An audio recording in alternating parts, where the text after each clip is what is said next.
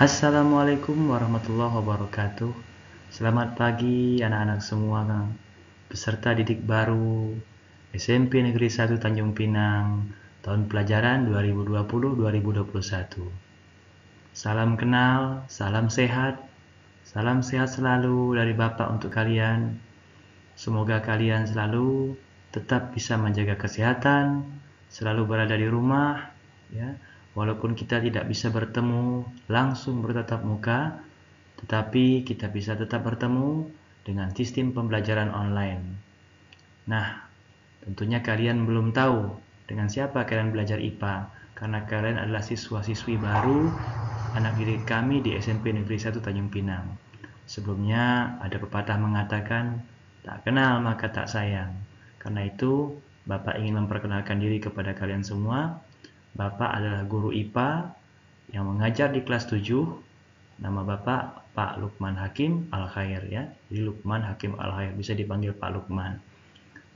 Semoga anak-anak semua bisa betah belajar mengikuti pembelajaran dengan sistem online ini, dan semoga anak-anak bisa paham apa-apa materi yang akan disampaikan. Dan jika ada materi-materi yang kurang jelas, anak-anak bisa bertanya, menghubungi Bapak melewati Google Classroom yang akan kita siapkan nanti. Baik anak-anak semua, terima kasih dan semoga anak-anak selalu dalam keadaan sehat walafiat. Baik anak-anak semua, kita menuju ke topik pembahasan kita. Sesuai dengan judul kita tadi, kita berada di pertemuan pertama, di pelajaran pertama tentang IPA, yaitu mengenai topik objek IPA dan pengamatannya. Dengan KD 3.1, yaitu menerapkan konsep pengukuran berbagai besaran dengan menggunakan satuan standar baku. Baik anak-anak, kita lanjutkan lagi di peta konsep, ya. Jadi di selamat datang di dunia IPA kelas online SMP Negeri 1 Tanjung Pinang. Di sini ada peta konsep, di mana ada metode ilmiah, ada pengamatan, ada inferensi, ada komunikasi, di mana semuanya mencakup menghasilkan satu yang disebut dengan nama pengukuran. Di mana pengukuran itu terbagi dua, nanti ada besaran pokok, besaran turunan, dan juga satuan baku dan satuan tidak baku. Selanjutnya kita menuju ke tujuan pembelajaran. Jadi pada tujuan pembelajaran ini, setelah mempelajari materi pada pagi ini, maka anak-anak akan dapat menjelaskan ada 4 tujuan nanti. Ya, jadi ada 4 tujuan yang akan bisa dicapai setelah anak-anak belajar pada pagi hari ini. Yang pertama, anak-anak dapat menjelaskan 3 langkah metode ilmiah yang digunakan dalam penyelidikan IPA. Ya, jadi menjelaskan 3 langkah metode ilmiah yang digunakan dalam penyelidikan IPA. Kemudian tujuan kedua, anak-anak dapat menjelaskan 4 kegunaan mempelajari IPA. Ya, menjelaskan 4 kegunaan mempelajari IPA. Kemudian tujuan ketiga adalah anak-anak dapat menjelaskan 2 macam keterampilan proses dalam IPA. Ya, jadi menjelaskan 2 macam keterampilan proses dalam IPA. Yang keempat, anak-anak dapat menjelaskan sikap ilmiah yang harus dimiliki dalam IPA. Jadi sikap ilmiah apa saja yang harus dimiliki dalam IPA. Selanjutnya kita menuju ke tujuan yang pertama, yaitu 3 langkah metode ilmiah yang digunakan dalam penyelidikan IPA. Ya, 3 langkah metode ilmiah yang digunakan dalam penyelidikan IPA. Yang pertama, pengamatan. Ya, pengamatan. Apa itu pengamatan? Jadi yang pengamatan itu adalah, ini ada gambarnya, ini Bapak udah buat gambar seorang siswa dengan menggunakan kaca pembesar, ya. Yaitu pengamatan di sini dikatakan adalah menggunakan panca indera. Berarti panca indera. Panca berapa, nak? Panca ada 5, ya. Jadi 5 indera. Termasuk melakukan pengukuran dengan menggunakan alat ukur yang sesuai pengamatan, dilakukan dengan mengumpulkan data dan informasi. Yang kedua adalah membuat inferensi. Jadi membuat inferensi. Apa itu inferensi? Nah, jadi dikatakan di sini ya, Bapak buat gambar kartunnya di sini, Bapak masukkan gambar kartun. Inferensi itu adalah merumuskan penjelasan berdasarkan pengamatan. Merumuskan penjelasan berdasarkan pengamatan. Jadi tadi misalnya siswa tadi dia pada gambar pertama tadi melihat sebuah tanaman dengan menggunakan kaca pembesar. Lalu setelah dia melihat, lalu dia merumuskan hasil pengamatannya tadi pada tanaman, apa ya yang bisa dia jelaskan? Nah, ternyata tanaman itu begini, daunnya bentuknya seperti ini, batangnya bentuknya seperti ini. Nah, kira-kira seperti itu. Nah, proses tadi itu dikatakan dengan nama membuat inferensi, ya, membuat inferensi. Berikutnya yang ketiga adalah mengomunikasikan, ya, mengomunikasikan. Apa yang dimaksud dengan mengomunikasikan dalam hal ini?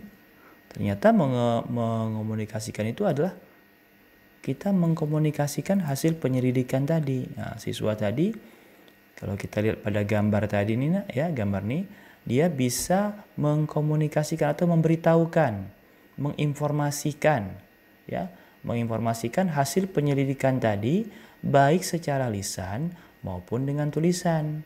Nah, kalau tadi dia pertama ngelihat, pada gambar pertama dia ngelihat, pada gambar kedua dia menulis hasil pengamatannya, pada langkah ketiga ini maka dia bisa menginformasikan ya, hasil penyelidikan tadi dalam bentuk tulisan maupun dengan lisan. Nah, jadi hal ini termasuk juga data-datanya. Nah, jadi tidak hanya sekedar dia membuat pengamatan dengan tulisan, tapi juga bisa disajikan dalam bentuk tabel, dalam bentuk grafik, dan dalam gambar-gambar yang relevan. Berikutnya kita lihat lagi ya, kegunaan mempelajari IPA. Nah, di sini Bapak bagi menjadi 4, ya, 4 kegunaan mempelajari IPA atau ilmu pengetahuan alam. Nomor satu, setelah anak-anak mempelajari IPA, maka anak-anak akan bisa memahami berbagai hal di sekitar kita, ya. Memahami berbagai hal di sekitar kita. Jadi kamu paham, kira-kira di sekitar kita ini ada apa? Hari hujan, misalnya hari panas. Nah, itu kira-kira apa yang bisa kamu pahami dari hal-hal tersebut? Yang kedua, setelah kamu memahami, maka kamu akan bisa menyelesaikan masalah, ya, bisa menyelesaikan masalah. Kira-kira kalau hari hujan apa ya yang harus saya lakukan? Kalau hari panas apa ya yang harus saya lakukan? Nah, kamu punya kemampuan untuk menyelesaikan masalah. Yang ketiga, bisa berpikir logis dan kritis. Nah, logis tahu. Berpikir logis itu berpikir yang bisa diterima dengan akal. Ya, jadi kalau hari hujan, jangan maksa harus ke sekolah. Nanti bisa berakibat demam misalnya. Tentu harus punya cara bagaimana supaya bisa sampai sekolah. Maka menggunakan akal, menggunakanlah mantel atau jas hujan. Berpikir logis itu namanya, ya. Kemudian kritis. Kritis itu harus selalu kita asah otak kita nih, kritis. Ini gunanya, kira-kira ini gunanya untuk apa nih? Ini maksudnya orang membuat seperti ini untuk apa? Nah, itu ya, kira-kira. Jadi selalu usahakan untuk kita berpikir logis dan kritis. Yang keempat, setelah kamu berpikir logis dan kritis, kamu akan dapat meningkatkan kualitas hidup, ya, meningkatkan kualitas hidup. Yang menjadi objek IPA.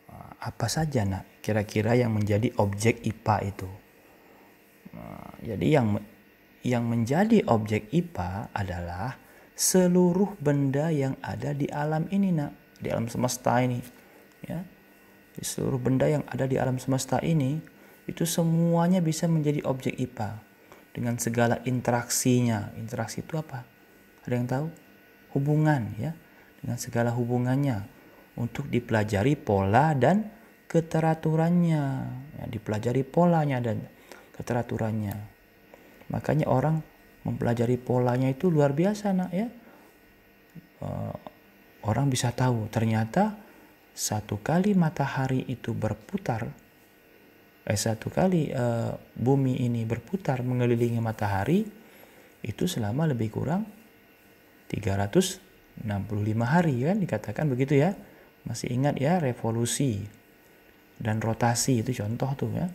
Nah itu dipelajari oleh para ahli, maka didapat teratur dia. Teratur satu kali revolusi itu 365 tahun, 365 hari. Ya, satu kali bumi melakukan revolusi kepada matahari. Begitu juga bumi melakukan rotasi pada porosnya sendiri. Nah, satu kali bumi mutar, maka dapatlah waktunya sekitar 24 jam. Jadi itu semua hal-hal seperti itu menjadi objek IPA. Itu baru tingkatan bumi, belum tingkatan alamnya, tentang binatangnya, tentang hewannya, tentang batu-batuannya. Ya, jadi semuanya bisa dipelajari. Berikutnya 2 macam keterampilan proses dalam IPA ya. 2 macam keterampilan proses dalam IPA. Jadi dalam IPA itu nanti anak-anak akan bisa mengalami yang namanya keterampilan proses. Nah, itu ya. Apa saja? Yang pertama, keterampilan proses dasar. Nah, keterampilan proses dasar sains atau basic skill seperti yang tadi. Langkah tadi tuh ada mengamati, ada mengelompokkan, memprediksi, menyimpulkan sampai mengkomunikasikan tadi. Itu disebut dengan nama keterampilan proses dasar sains yang akan kalian pelajari saat ini dasarnya. Nah, sehingga pada akhirnya kenapa? Nah, ini Bapak kasih contoh nih. Nah, ini gambarnya gambar siapa nih bintang ini? Ada yang tahu? Siapa nih? Ini pintar sekali kalian. Itu namanya Tony Stark. Ya, The Iron Man dalam film ini ya. Jadi Iron Man itu dikatakan orang yang jenius. Dalam ceritanya dikatakan itu orang yang jenius. Jadi bisa memadukan antara sains, ya, pengetahuan dengan teknologi. Ini hasilnya luar biasa ya, seperti ini. Yang kedua adalah setelah anak-anak bisa mempelajari keterampilan proses dasar atau basic skill, nanti anak-anak akan sampai ke namanya keterampilan proses sains terintegrasi. Apa itu maksudnya? Terintegrasi artinya tingkatannya sudah naik lagi. Jadi bukan lagi basic. Nah, seperti apa contohnya? Anak-anak udah bisa merumuskan masalah, mengidentifikasi variabel, mendeskripsikan hubungan antar variabel, mengendalikan variabel, sampai nanti anak-anak bisa melakukan percobaan. Nah, ini nanti pada tingkatan akhirnya nanti seperti ini nanti. Ya, jadi jadi bukan lagi hanya sekedar kalau yang tadi yang kalian pelajari itu baru di tingkatan dasarnya, ya, dasar sainsnya, basic skill. Dan kalian nanti akan meningkat. Nanti kalau kalian sudah sampai di jenjang SMA, jenjang perkuliahan, dan seterusnya, maka kalian akan bisa seperti ini ya. Kalian juga akan bisa menjadi seperti Tony Stark-nya Iron Man ya. Berikutnya adalah sikap ilmiah dalam IPA, atau lebih lengkapnya mungkin karakter ilmiah dalam IPA. Jadi kalau kamu nanti sudah mempelajari IPA ini, maka kamu akan harus mempelajari sikap atau karakter ilmiahnya dalam belajar IPA ini. Nah, kira-kira apa ya yang menjadi karakternya? Nah, ini sudah Bapak buat di sini.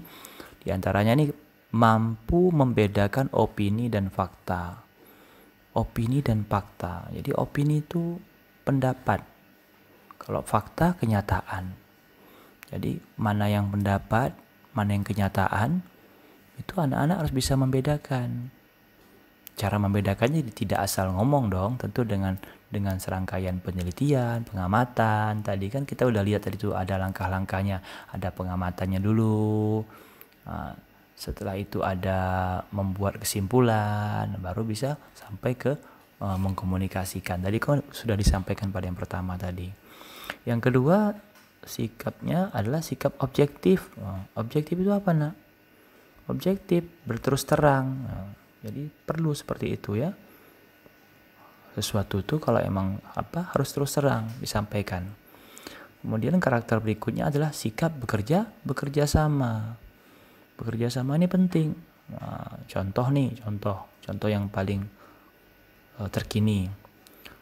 Betapa kita lihat negara-negara di dunia saat ini sedang bekerja sama, berlomba-lomba untuk membuat obat atau vaksin dari virus corona.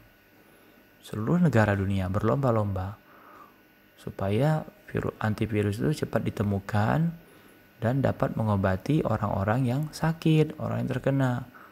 Ya, jadi itu butuh suatu karakter bekerja sama, nggak bisa kerja sendiri, harus bekerja sama. Ya. Kemudian sikap berikutnya lagi adalah keberanian untuk mencoba, terus mencoba. Kita lihat, walaupun para ahli masih belum dapat menemukan, tapi para ahli tetap terus mencoba, semangat, terus coba. Ya, kita doakan semoga saja obat itu dapat cepat ditemukan, antivirusnya bisa ditemukan sehingga masyarakat dunia bisa kembali sehat. Kemudian Anda lihat terbuka, tadi udah dibahas juga dengan objektif tadi, terbuka dan fleksibel. Lebih apa nih? Lebih. Jadi maksudnya di sini selain kamu juga jujur, selain kamu juga terbuka, tapi kamu juga harus fleksibel. Arti kata mau mendengarkan saran atau pendapat orang lain. Seorang ahli ilmuwan nggak boleh egois. Wah, ini hasil saya ini nggak boleh disalahkan. Ini udah paling benar. Itu kan salah tuh. Dulu kan kalau anak-anak pernah baca sejarah, dulu para ahli-ahli zaman dulu, zaman-zaman sebelum Masehi itu mengatakan bumi sebagai tempat pusat peredaran semesta. Nah, pendapat ini kan salah kan ya? Pernah baca sejarah kan? Nah, jadi zaman dulu orang mengatakan bumi sebagai pusat peredaran alam semesta. Nah, ternyata setelah dilakukan penelitian, maka lahirlah ilmuwan-ilmuwan bahwasanya bumi bukan sebagai pusat peredaran. Justru bumi yang berputar, beredar, bergerak mengelilingi matahari. Itu seperti itu. Maka kita butuh sifat fleksibel ya. Kemudian jujur, nah ini juga penting jujur itu harus kita latih. Dari sekarang anak-anak harus jujur ya.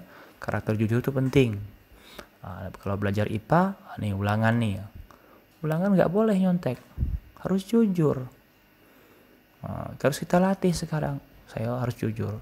Saya nggak akan nyontek kalau ulangan. Harus kalian latih dari sekarang itu. Menyontek itu dosa. Menyontek itu dosa, dan dosa itu ada ganjarannya. Kalau orang muslim kita kan tahu kan, ya, dosa itu akan dapat balasan nanti. Dan kemudian selalu ingin tahu, teliti, harus teliti. Nah, ini bertanggung jawab. Ini sikap jadi bertanggung jawab, jangan nggak bertanggung jawab. Sehingga kalau pada akhirnya kalian semua, setelah kalian laksanakan semua sikap-sikap karakter ilmiah ini, maka kalian akan melahirkan satu sikap yang kita sebut dengan rasa bersyukur. Kalian akan dapat bersyukur atas semua karunia dan rahmat dari Tuhan. Jadi segalanya ini rahmat dan karunia dari Tuhan. Jangan lupa kita bersyukur ya. Dengan bersyukur, anak-anak tahu ya. Nah, jadi bersyukur, selalu bersyukur, nggak boleh mengeluh. Bersyukur bahwasanya apa semua ini Tuhan kasihkan, semua ini merupakan yang terbaik buat kalian semua. Oke, anak-anak semua, demikian pemaparan tadi. Sepertinya anak-anak sudah dapat lah ya mengetahui tadi kita sudah dapat 4 intisari daripada tujuan pembelajaran kita tadi. Nah, di akhir pelajaran ini ada tugas yang sudah Bapak siapkan. Tugas ini ada di Google Classroom masing-masing kelas yang telah disiapkan oleh wali kelas. Pada anak-anak yang belum bergabung, secepatnya bergabung di grup Google Classroom ini karena sudah ada tugas-tugas yang dibuat oleh Bapak Ibu guru di sana.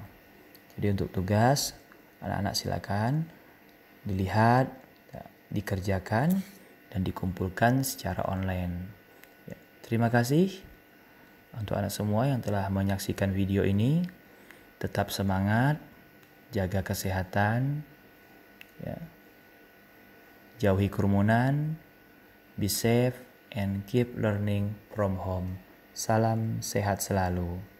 Assalamualaikum warahmatullahi wabarakatuh.